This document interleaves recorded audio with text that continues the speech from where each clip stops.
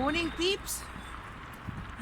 Okay, so Alexander and I just had breakfast. He's gone back into bed, and I am going on the lookout for readers again.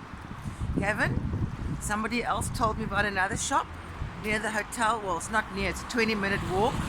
I have a map, okay, drawn out in big Koki pen so I can see where I'm going, and I'm going to really give it a try because I'm sick and tired of SMSing and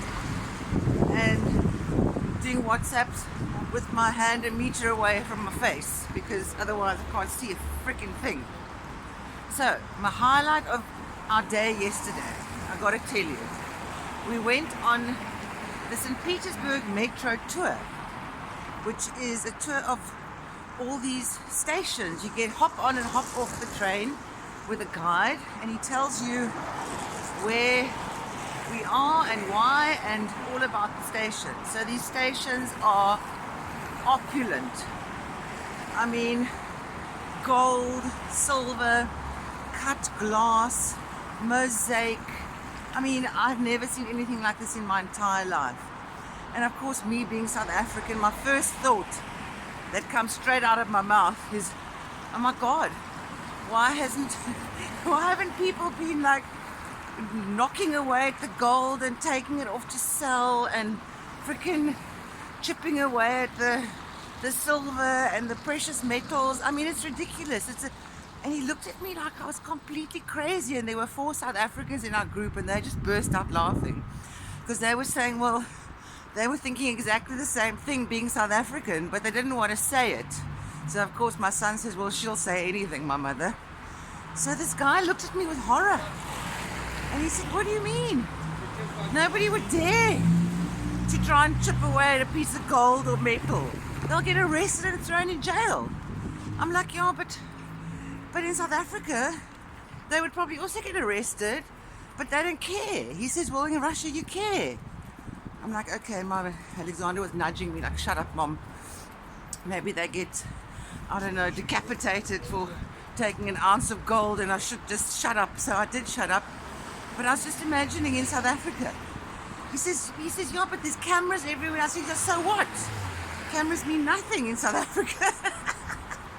Anyway, so the highlight of the tour was our last stop, Pushkin, where Catherine the Great, you know, the one with all the lovers, who was married to Peter, the founder of St. Petersburg, if you know about all her lovers.